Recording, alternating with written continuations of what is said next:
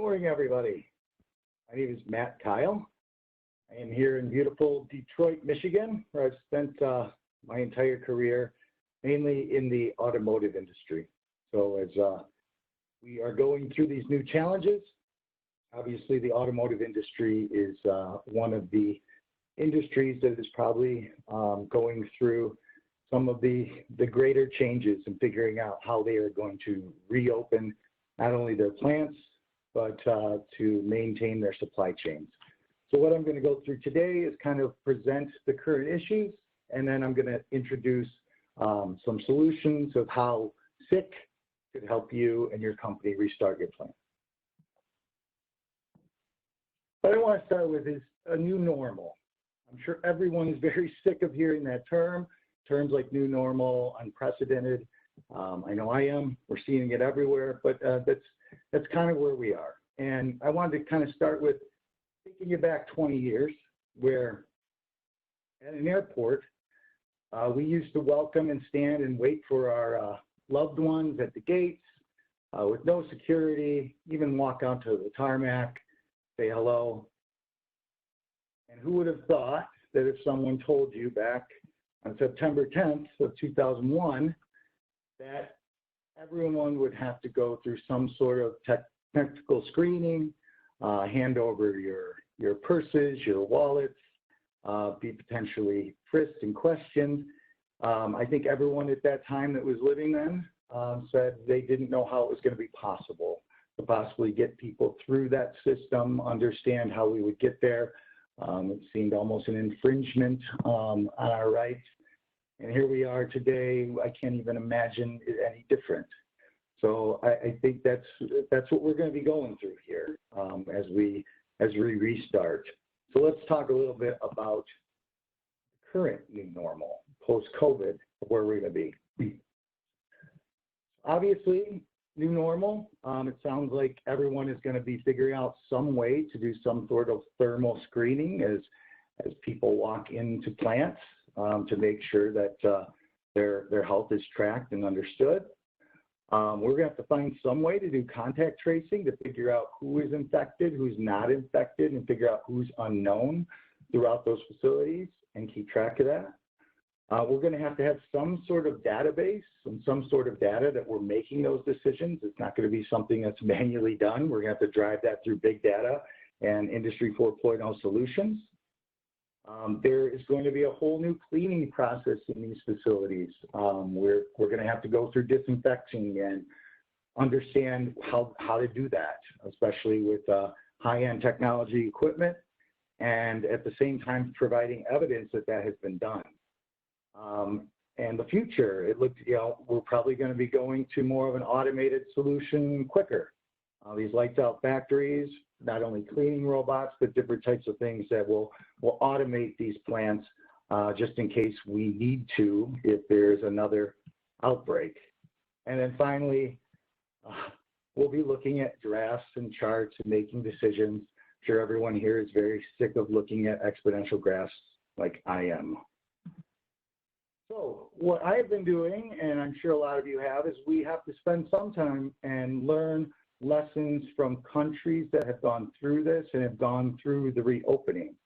And this is not just an automotive themed presentation, because this affects all different types of manufacturing, factories, logistics. So from my standpoint, from automotive, the supply chain is probably the most complex system of manufacturing out there, of making sure that all of the suppliers, from not only small components and bolts, but sub-assemblies like seats, tires, engine dress, suspensions, can make it to plants just in time. And if any one of those components lying in that picture on the floor don't make it there, the line stops. So understanding the supply chain is really critical. And in China, they realized that that was a very difficult task. It didn't matter that the end user OEMs wanted to open up and start if the supply chain wasn't ready with some of the same safety protocols and principles, they would shut down. Secondly, they had to spend an enormous amount of time after we spent 20 years with Six Sigma lean manufacturing, figuring ways how to do um, consolidation of plants and reducing footprint. And now all of a sudden we have to turn these back on and say, expand the footprint so that we have these distancing protocols, and figure out how to relay out your plant so that people are within a safe distance from each other. So a major challenge to go from a complete 180 in thinking of how we manufacture and process things. And what they told us, and listening to CEOs from global companies like Magna and suppliers there, is that even after 90 days of reopening in China, these plants are still only at about 70% capacity. And they've had many starts and many stops due to infections throughout the supply chain disruption. So they may start up and get going, and then a supplier themselves shuts down due to an infection, and the whole chain stops again. So those are some of the lessons learned, and we should take those and move forward and figure out how we're going to do it. But in the US, we have a different challenge. In China, a communist government, they have implemented on everyone's cell phone a health tracker. So you can tell if your phone is green or red, and they have contact tracing. So it's very easy to identify who has been tested, who has gone through Corona before. Where in the US, that's not going to be quite as simple because of a few factors. We have unions in certain plants, and I can't imagine unions are going to be okay that we just start tracking employees all over their plants and outside of their homes. But they do want safety protocols, and they're demanding certain things be in place before their employees return to work. We have OSHA, who is now, coming in and identifying what these plans are going to be, what you're going to have to provide as evidence. Now we have a whole new world of safety. We have PPE concerns where right now we have a difficulty getting PPE to hospitals and nursing homes, and suddenly we're going to turn on this country and require every employee has gloves, a mask, potential face shields, and understanding that equipment is critical to start up and you can't run manufacturing without it. So a different supply chain need here. We also, again, have a supply chain that's very dynamic, and it's going to be based on, could be based on multiple states. So you could have a manufacturing plant, say here in Detroit, but your suppliers may be in Ohio or Illinois or other parts of the country that are on lockdown. And those suppliers at that point cannot work. So we have to figure out ways around that. And then obviously global supply chains. We still get a lot of components from China, overseas, different countries, European areas. So the supply chain is going to be a challenge in itself. And then finally, we're obviously, this is an unknown thing. It's a novel thing. And nothing creates more fear than if we don't have data rather than rumor within facilities that say X amount of people have been quarantined or so-and-so has this in this area. So trying to drive that data to eliminate and alleviate fears here in the US is going to be critical to getting our workforce back. So why SICK? So SICK, we have spent 74 years as an industry leader in safety. That's probably what the majority of the automotive world knows us at.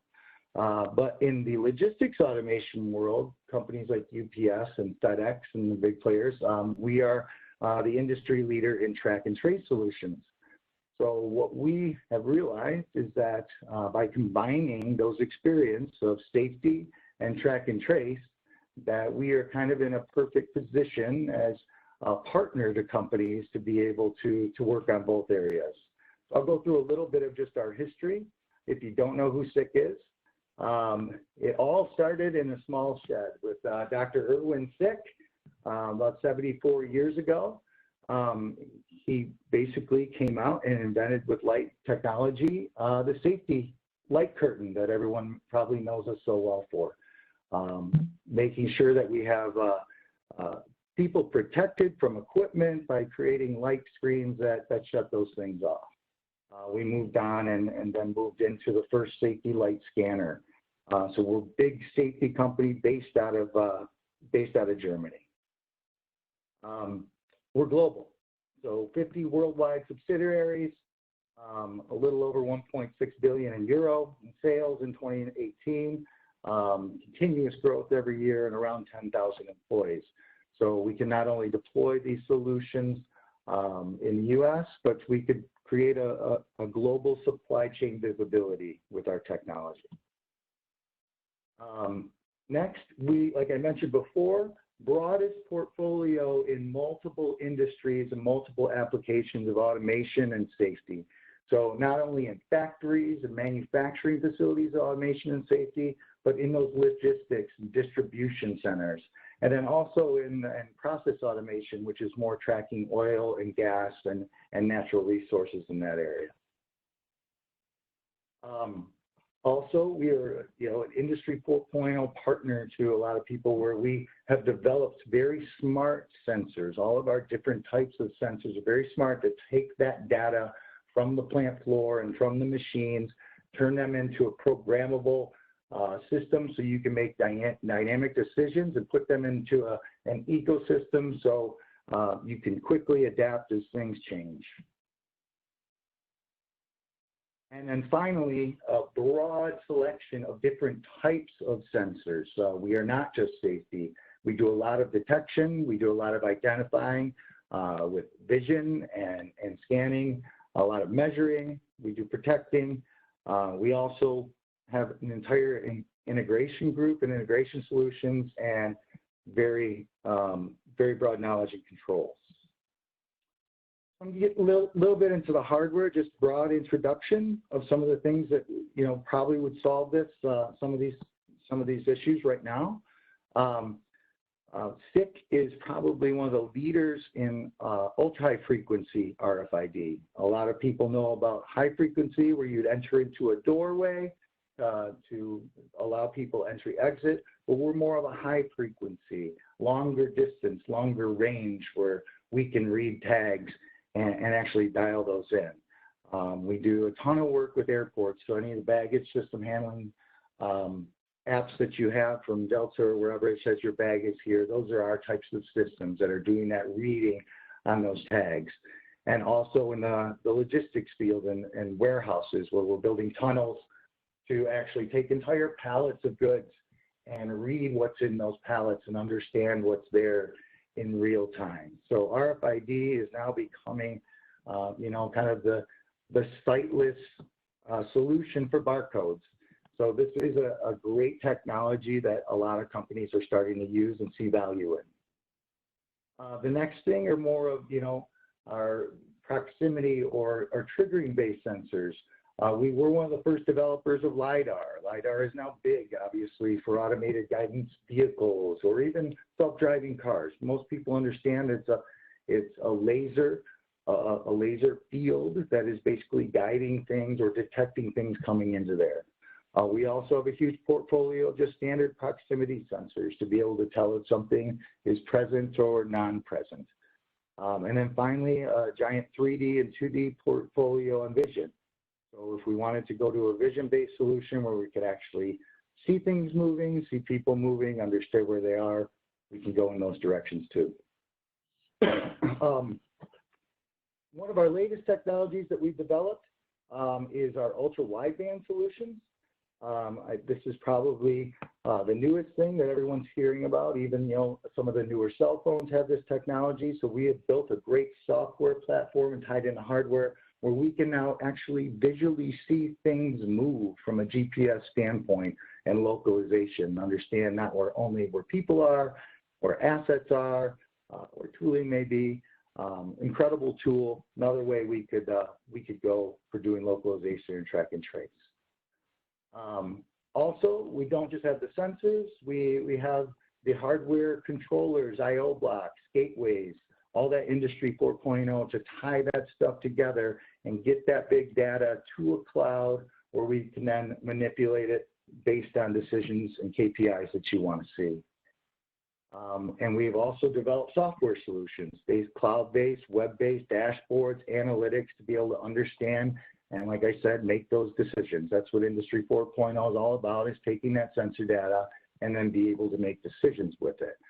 We've actually developed some very specific software to do packaging analytics for distribution and logistics and different inventory management systems.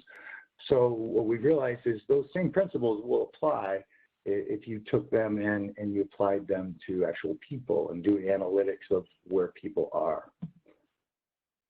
Finally, we have an entire service team. It's not something a lot of people really understand how big we are when it comes to this side of things, but we have a huge range of people that are involved in system design, installation, training, controls integration, and especially right now, we're really getting into a lot of virtual support and on-site support. So we have the feet on the ground to actually come out and set this stuff up and get it set up and integrated into your systems. So what I wanted to really present today is we have sat for the last month and said, how can we combine some of these technologies and come up with some solutions? There's not a one-size-fits-all solution here. I'm going to show you one idea today that we've come up with a few of our technologies, with the ultra-high frequency RFID reader, using some LiDAR technology. TDC is kind of our teledata communicator, where it's kind of a wireless signal that will send out that data that comes off one of our simulators. So we tie those things together, and we'd be able to get all of that data put into a software platform. So here's a general concept. What we thought about doing is that above assembly lines or assembly areas, we would place an RFID unit, ultra-high frequency, which is the one in the middle, and we can set the parameters on that to have a certain distance and range. We did some testing, and if RFID cards or tags are in pockets or different places, it's still possible, but there are some issues where we may have some false reads. So either a hard hat, or we have these great thick hats that we could put RFID in, and you would assign them that with, let's say, their PPE that may have RFID tags on them, and you would set up some LiDAR solutions. So the LiDAR, most people typically think of LiDAR looking from a horizontal position. We looked at it more that we could create these distancing walls using laser, and you could create triggers. So then as people moved into these different areas, it would trigger the RFID, and it would say so-and-so's tag, there's their number, there's the location, here's the date and the timestamp. Very simple solutions. At the same time, if there happened to be an event where two people at once, you could run reports and say, give me the report that shows me that two tags have simultaneously happened at the same time. And you could send, using that teledata communicator, to a text message to a supervisor so they could go understand what was the problem. Is it an issue where it's just too difficult for people to work apart, or is there actually a disciplinary problem that we have to deal with? And it would assign and show exactly who those people were, give you those date stamps. Finally, not the last thing it would do, but we understand that there's going to have to be cleaning evidence, and understand and provide people that they understand that things have been disinfected. So you could give these same hats then to the cleaning crews. They could walk in, you could run a report and be able to identify that everywhere in your facility that deemed that zone was critical was taken care of.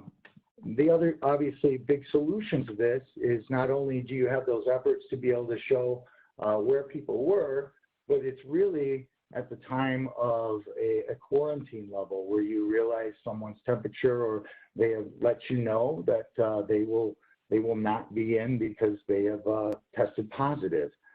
You can then run reports and be able to say, give me all areas this person has been, and also give me all the people that worked in those same areas on other shifts or may have been in contact with them.